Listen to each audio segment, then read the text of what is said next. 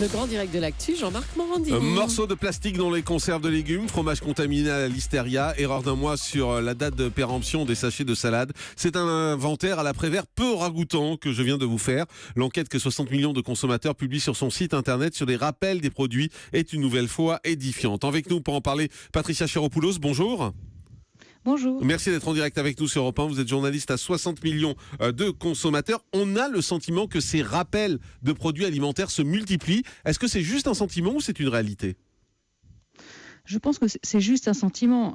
Simplement, c'est quand on les met un peu en exergue, effectivement, on voit qu'il y en a plus qu'on ne le pense, parce qu'ils sont souvent un petit peu cachés, ces rappels. Ouais. Et c'est dû à quoi en général ? Alors en général, c'est sur les chaînes de fabrication. Ça peut être par exemple une pièce métallique qui tombe, des petits morceaux de verre, et puis aussi des contaminations microbiologiques qui se font souvent au moment de la fabrication. Alors on peut voir également quels sont les produits les plus rappelés. C'est essentiellement fromage et charcuterie.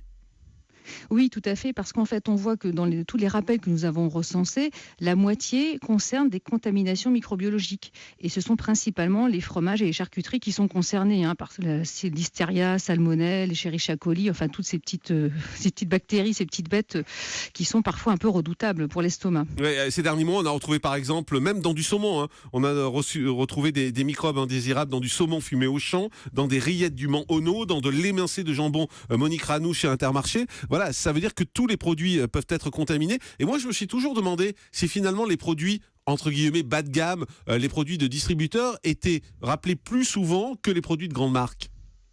Non, alors là, détrompez-vous, là on trouve à peu près dans tout ce qu'on a recensé, c'est moitié-moitié, moitié marque du distributeur et marque un petit peu un peu petit prix, et puis aussi les marques nationales. Donc là, il n'y a pas d'inégalité, on va dire. Les uns comme les autres peuvent tout à fait produire des aliments qui sont contaminés ou dans lesquels on va trouver des petits morceaux de verre, parfois des asticots, des petites choses comme ça, quoi. Et plus surprenant, on peut également trouver des rappels sur les produits bio.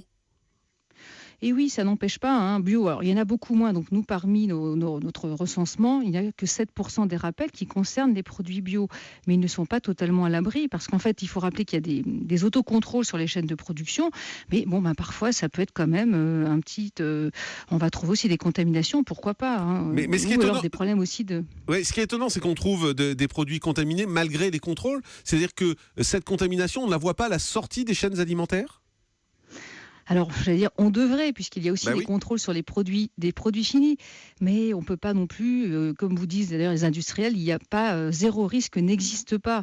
Donc, c'est vrai qu'ils ne contrôlent pas tous les produits. Il suffit qu'il y en ait un qui passe à travers les mailles du filet, qui ne soit pas contrôlé, et celui-ci va comporter des germes indésirables, malheureusement. Alors, il y a les germes indésirables, et puis il y a également ce qu'on appelle la présence de corps étrangers. Et vous parlez, par exemple, dans votre enquête, de ce fil de fer retrouvé dans des merguez.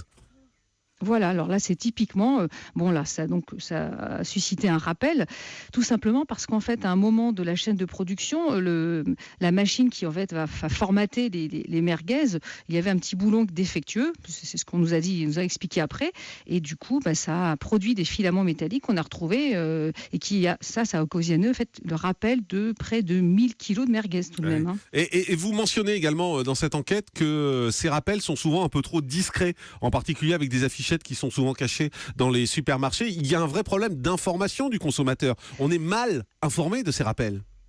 Oui, tout à fait. Alors ça, c'est clair, c'est qu'évidemment, les fabricants ne vont pas le crier sur les toits. Donc, oui, ils devraient pourtant.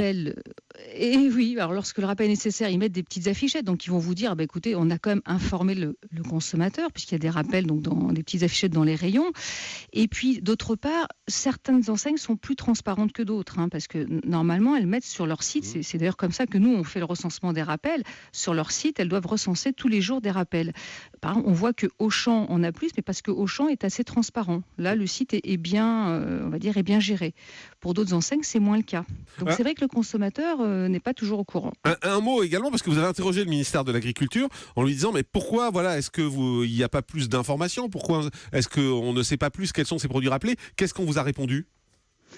Alors, la réponse ne nous a pas totalement satisfaite, on doit le dire, parce que évidemment, eux, en gros, ils font 1 ou 2 rappels par mois, vraiment très peu. Tout simplement, ils estiment qu'ils ne font les rappels que lorsque ça concerne l'échelle au niveau national. Bon, nous, on trouve que c'est un petit peu léger parce qu'une région peut être concernée et ça concerne donc quand même déjà pas mal de consommateurs. Ouais, effectivement, donc c'est vrai qu'il y a beaucoup d'efforts à faire là-dessus et on peut voir votre enquête sur le site internet de 60 millions de consommateurs. Merci Patricia Chiropoulos d'avoir été en direct avec nous sur ces rappels des produits alimentaires qui ne sont pas plus nombreux, hein, vous l'avez compris, mais en tout cas qui sont toujours très discrets, trop discrets. C'est ce que dénoncent 60 millions de consommateurs. Dans un instant, c'est le dernier mot d'actu avec Thomas Joubert. À tout de suite.